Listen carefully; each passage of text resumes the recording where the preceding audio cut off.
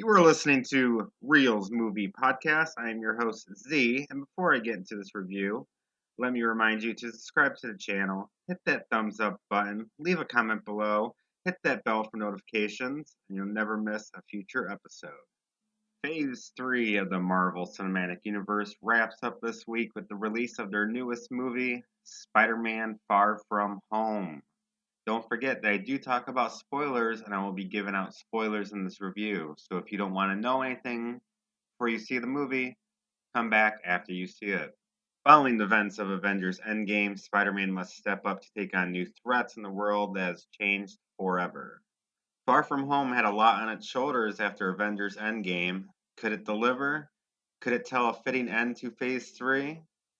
The very short answer is yes. It does a good job of telling the final story of Phase 3 and gets you amped up for Phase 4 whenever they officially announce what's next. Tom Holland's growth as Peter Parker and Spider Man really has been amazing to see, and we've seen him grow right before our eyes.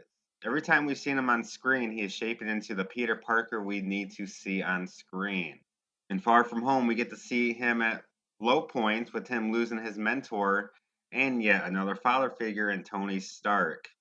Holland does an amazing job showing that raw emotion of how Tony Stark really means to him and to the character. He just does a phenomenal job here. Like, he keeps getting better with each performance. And I honestly don't see how he can top his performance in Far From Home. Even though Robert Downey Jr. isn't in this, he actually has a huge overall part of the story.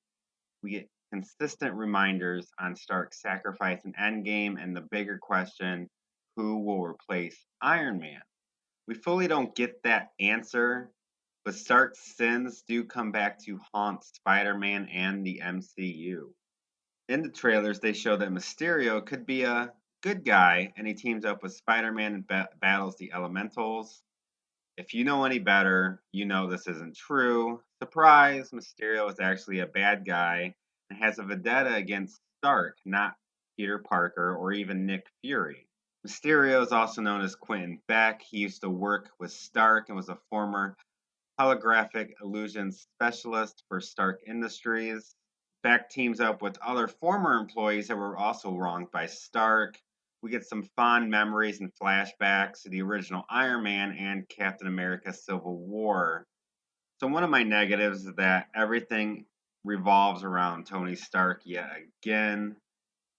Beck is a master of special effects, and the elementals that were destroying the cities and causing all this chaos is all special effects done by drone. Everything is actually shown of how they do all this stuff, and it is simply amazing when they show it.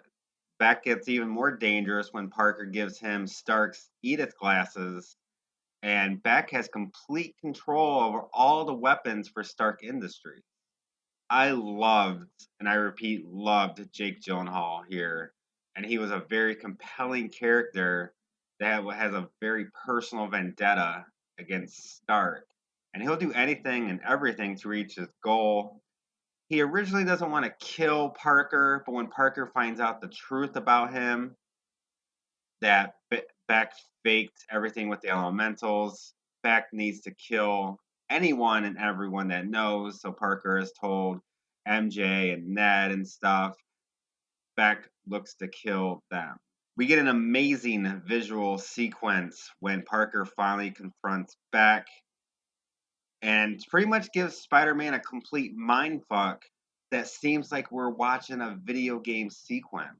It's an amazing sequence to see, and it feels like you are a part of it. Beck does die, but he does leave a very lasting impression in Spider-Man's world. Mysterio filmed a video that is released by J. Jonah Jameson, played by J.K. Simmons, who played the same character in Sam Raimi's Spider-Man. Mysterio reveals that Peter Parker is Spider-Man. Mysterio actually reveals Spider-Man's identity as Peter Parker to a huge surprise, and it opens up a whole new world, and it gets you excited to see what's going to happen next.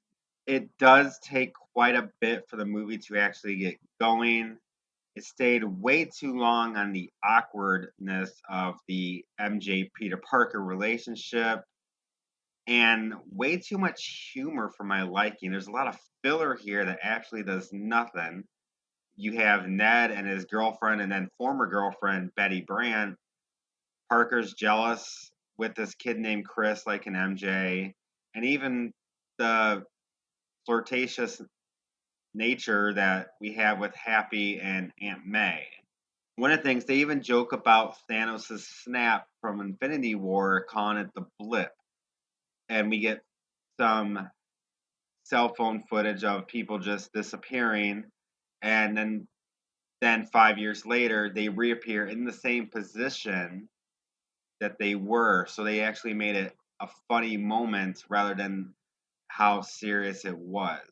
Like I said, it does take the movie a bit to actually get its footing, but when it gets its footing, it kicks the motherfucking door down and it makes you have an amazing ride, fast paced and exciting, and everything you expect in a Marvel movie.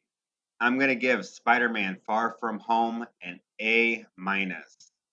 Thank you for listening to this episode of Reels Movie Podcast. Make sure you subscribe to the channel, hit that thumbs up button, leave a comment below, and do not forget to hit that bell for all future notifications.